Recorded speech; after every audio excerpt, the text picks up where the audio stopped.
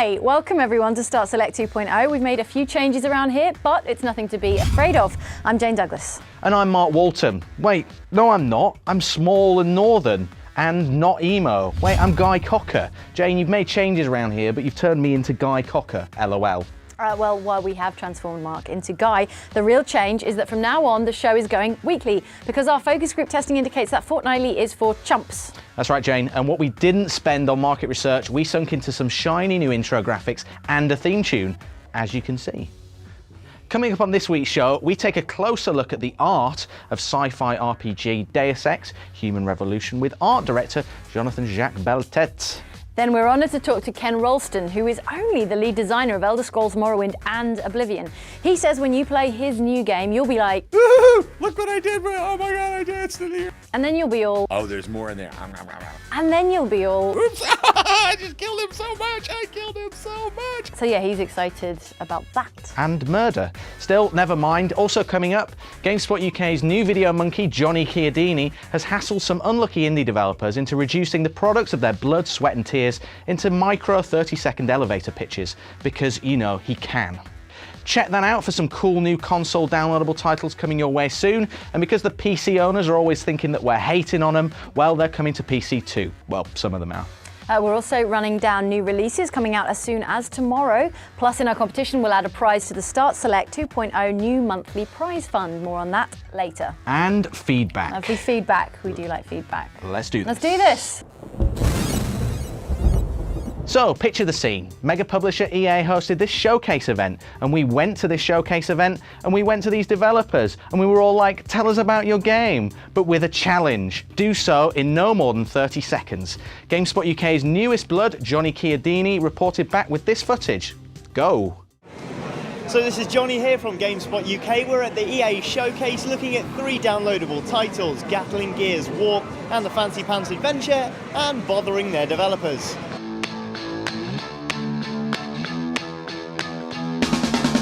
Okay, so Brad, you have got 30 seconds to tell me all about Fancy Pants Adventure, starting in 3, 2, 1, go. So we're bringing the Fancy Pants Adventures to the arcades. We're getting all the niceties that come with the console. We have full 4-player online. We have tons of different modes, new levels. We have Over the Top working on it, and they're just incredible. So we have everything running on their engine. We have, tons of new art, tons of new levels. 4 players, super awesome. We have King of the Hill that goes with 4-player. If you want to be competitive, get online with your friends. Show them who wears the pants. And just use all the awesome moves that you learn to, really show them, who's the best. And we got a really great... That's 30 seconds. Got a really great. You got a really great. Got a really well, great. I look forward to playing your really great, awesome. If that doesn't sound too perverse. But thank you very much for talking to us. Thank you. Okay, so Nick, you've got 30 seconds to tell us all about Gatling Gears, starting in 5, 4, 3, 2, 1, go. Gatling Gears is a very high-intensity twin-stick shooter.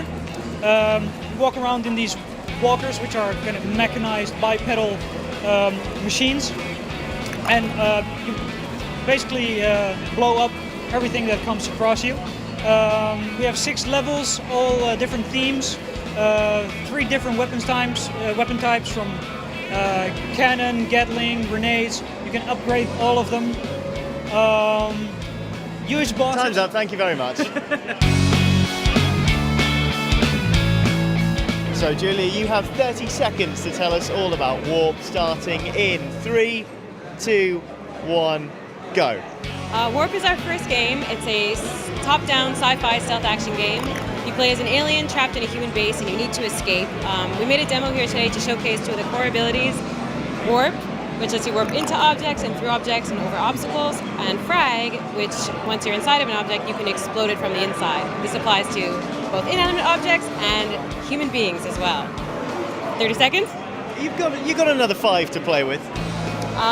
This is the very first look at the game. We just want to create some awareness and let people know And now you're done. that it's awesome. So that was some info on all 3 games, some of it good, some of it garbled, all of it very, very quick. For more on all those titles, head to GameSpot.com. So that was Johnny. You can watch more of his videos coming up very shortly. Man, Jane, he's such a talented guy. One day he's going to have all our jobs. Because we're going to make him do all the work. That's right. Square Enix, those saucy little minxes, flashed us a bit of leg with Deus Ex Human Revolution at E3, and when this transhumanist sci-fi action RPG had its release date pushed back into summer 2011, we did a little cry. But delayed or not, Deus Ex still looks pretty amazing thanks to its art director, one Jonathan Jake Bellatet. I call him JJB, but not when he's around. He dropped by GameSpot Towers to talk us through the art design of Human Revolution. This is Jane Douglas for GameSpot UK. I'm joined by Jonathan Jack Bellatet, art director for Deus Ex Human Revolution. Yeah. If you'll be so kind, we're going to talk through some of the concept art, some of the designs and art direction of what we've seen of the game so far. Okay? Yeah, sure. All right, so let's Sounds start with the design of the main character, if you wouldn't mind. That was the hardest thing ever. It took us about 2 years to really nail him down. The idea was straight from the beginning, from the game director, Jean-François, we wanted to have the augmentations at the forefront of the experience, So we wanted him to be an agent that could be dropped behind enemy lines, right? So kind of like a Sam Fisher or like a Solid Snake or something like that. But also we wanted him to be kind of James Bond at the same time. He needed to be someone that could also go into like a rich restaurant or something like this and then interview someone. And all this from the same character, from the same design, and at the same time having his augmented arms being visible at the same time. So for the first year and a half, all the designs kind of revolved around something where a vest was involved, to get the bare arms. So what ended up is that he looked like a douchebag all the time, or like a biker, or like a doorman or something like that, you know what I mean? So what ended up happening is that now he has two costumes. So he's got his urban thing with his trench coat, which is kind of very cyberpunky, and he's got his armored thing where all of his arms are there for you to see and all that stuff. At the same time, the idea was to mix a bit of the Renaissance aesthetics with the cyberpunk aesthetics at the same time, because we saw kind of like a strong link between the two eras. One era was about understanding the functioning of the human body, and cyberpunk is about augmenting the human body. So it's almost as if it's just one continuous curve, really. So also we needed to put that into Adam. So it ended up being on his jacket, like he's got those little stripes, and his sleeves are a little poofy. Okay. But his augmentations don't have that. It's really just kind of like his jacket. Okay. So the Adam that we have now that we really like took about 2 years, and then when we nailed him, I think we all cried a little bit because it was like finally. So beautiful. Yeah, it works. Yeah. The cyberpunk Renaissance connection, that's where all the Icarus imagery comes from. Absolutely. Yeah, it was kind of like all the same kind of week where I started thinking about all those things. The Renaissance was when I started making my research in transhumanism, and then reading all the books and all that stuff. And then at one point I stumbled upon the images from Leonardo's anatomy sketches and stuff like that, and I was like, this is just, it looks like a cybernetics augmentation, even though it's just like the human body. And then the Icarus thing was that I wanted to find a fable or kind of some kind of myth that connected with the themes that we're playing with in the game, and the Icarus myth was just a perfect analogy to augmenting yourself. His dad Daedalus builds him his wings, which is basically augmenting yourself. Then he goes, don't go too crazy, don't go too close to the sun. So the sun represents kind of over-exaggerating, overindulging in transhumanism, which is just like anything, like plastic surgery or whatever. If you go too crazy, you mess yourself up. They're more than human. We've got some sort of noir going on here as well. This looks very Blade Runner to me. Yes, obviously, hard to get away from Blade Runner when you're trying to do some cyberpunk, even if you're mixing it with the Renaissance or the Baroque or whatever. So yeah, that was Megan Reed's office, which is Adam's ex-girlfriend. And then stuff happens, whatever you'll see in the game, obviously.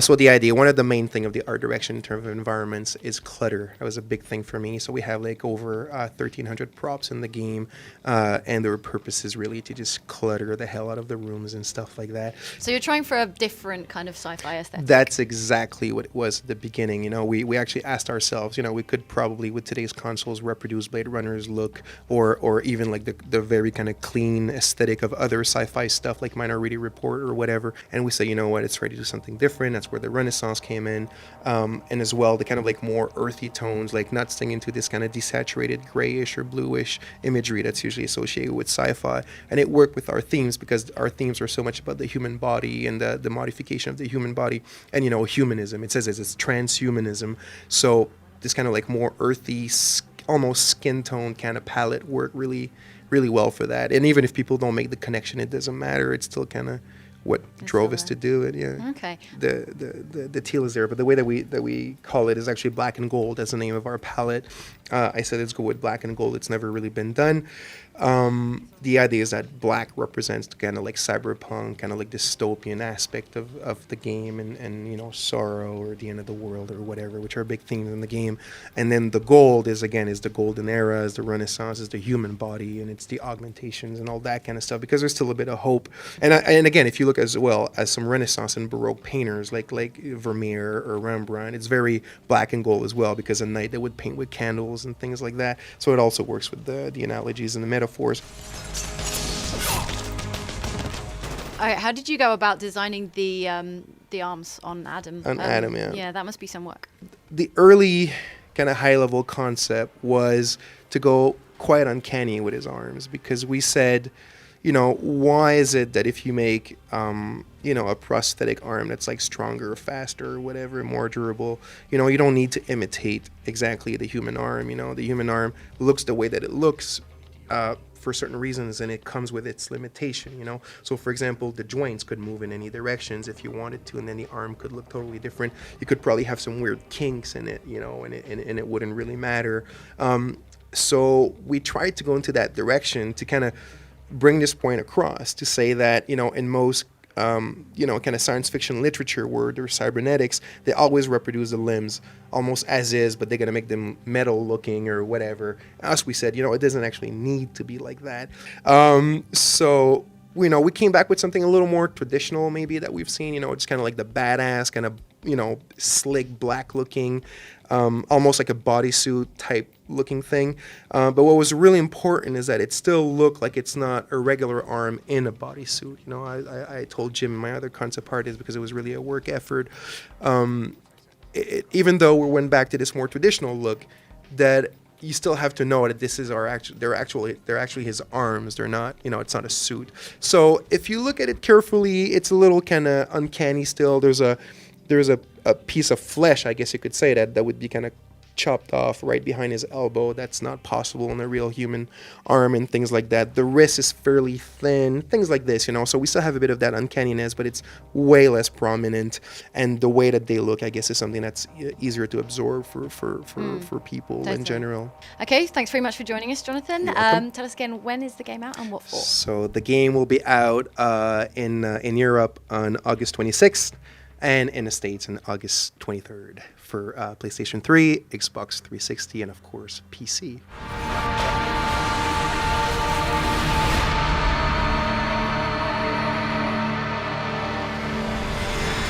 It's not the end of the world, but you can see it from here. Ken Rolston was lead designer on Elder Scrolls Morrowind and Oblivion. He's been making games for more than twice, as long as it takes to make a Duke Nukem Forever game. Twice. Before that, he was designing tabletop RPGs. He's got RPGs in his blood, so no surprise that his new project, Kingdoms of Amalur: Reckoning, is an RPG. What else is it? You tell us, Ken. All that lives must die. This is the bargain into which all must enter. One birth, one death. Hi, this is Jane Douglas for GameSpot UK. We're here with Ken Rolston, who is working currently on Kingdoms of Amalur: Reckoning. Thanks for joining us today, Ken. Hi, I'm happy to be here. Excellent. Okay, it's still new to quite a lot of our users. Just quickly break it down for us. What is Kingdoms of Amalur: Reckoning? Kingdoms of Amalur: Reckoning is a fabulously immersive, vast narrative RPG with kick-ass combat, master-crafted by visionaries. I think that's the selling point, kick-ass combat and visionaries. So you've got Renegade's art director in the shape of Todd. Todd, who, yes, he's graceful in his renegadeness. And then we have R.A. Salvatore, who is fabulously successful as a New York Times bestseller. But actually, the reason I love him is he comes from the TSR, Dungeons and Dragons world building period, where you would make a new world regularly every couple weeks and play. So I know he knows how to make a good game world. So that's Reckoning's Edge then, the Dream Team. The Dream Team is not inconsiderable. But the most important thing is knowing what kind of a game needs to be made, one in which the action part of the combat is an enabling opportunity to make exploration in the game more fun, to get better animations, to get a better theater of combat, so that fantasy stuff, I think RPGs may be bearing the burden of their conventional strategic game, forebears, and we have all been too comfortable with the quality of animation and combat, and it's great to be able to pick up the controller and feel immersed in the character's actions and to move smoothly through the world, and also to just like caper with glee and slap your thigh. Oh my god, that is so cool. And that's not happening in RPGs. You don't just gibber with pleasure. And if you watch people testing our game and you have the videos of them, and when something cool happens they go woo woo woo woo woo, and that's what I want that special excited 9-year-old reaction. That sounds amazing. That sounds great. What are the cool things that are making them make those sounds? It will be, for example, in fantasy role-playing games, one of the least exciting things you can get in loot is a dagger, because you never actually feel particularly cool when you have a dagger. At least in the Dungeons and Dragons lore, you say, a dagger is what I do when I strike from behind and I get four times damage. That's a very abstract thing. It's not very immersive. It's strategic gaming. In our game, if you do go down and watch the demo, you'll say, woohoo, look what I did. Oh my God, I danced in the air. Again, hearing me talk, total waste of time with this stuff. First thing is seeing it.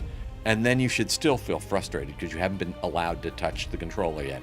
You should live in righteous indignation that you haven't been given the controller. Another one of the things that's great about this game is, in the same way that I loved the open world setting as a place to explore, that was exciting because you knew you could always go to the edge of the map. I want you to have the same experience with your character's abilities.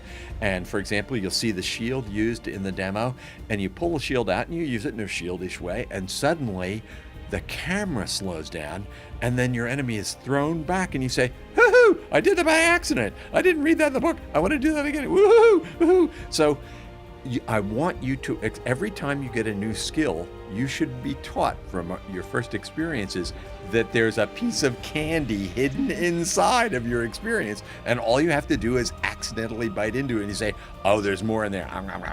So I want that exploration of all the joy buzzer dribble glass fun, that lurid, cheerful, cheap and cheerful fun, to be drawing the player into that experience that he's having when he's in the theater of combat.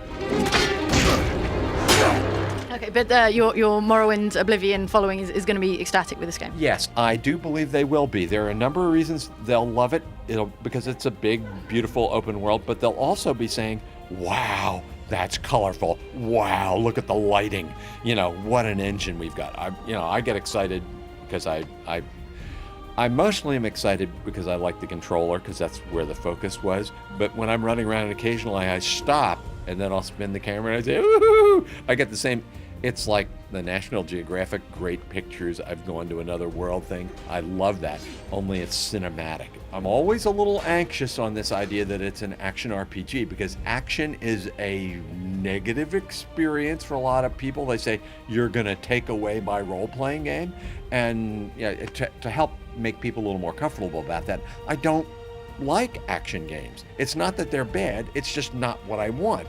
And if you gave me an action RPG that wasn't obviously an RPG, I would be filled with outrage again. I would be, I'd be going on a rampage. So I don't want anybody that likes my games, the ones we've done in the past, I don't want them going into rampages near me. Okay.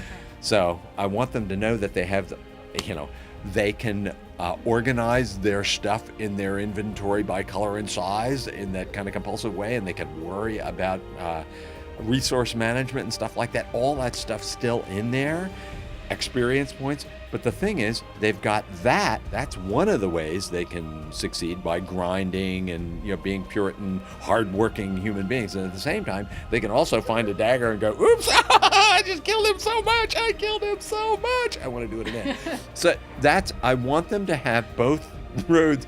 As the Buddhists say, there are many roads to enlightenment, and I think the middle way is all over the road, slewing out of control drunkenly from one thrill to another. Okay, fantastic. All right, are you as excited for Elder Scrolls V as we are? Of course, I'm all over it like a cheap suit. It'll be the first Elder Scrolls product that I haven't worked on in a long time, so I won't have spoiled it by playing it to death. So it's going to be exciting. It was as much fun. I'm sure it'll be as much fun as my playing Fallout 3 the first time, and it just said, "Oh, those are my people. They made an amazing game." So yeah, I like that stuff. Okay. Can you just give us the release window and the platforms for the game, please? Well, the platforms, which I can say glibly, is the PS3, the Xbox 360, and the PC. And the release date, I will ask my PR person to make that little sotto voce. 2012, not any particular quarter. See, that's all the information I can give you. That's information enough. Thanks very much, Ken.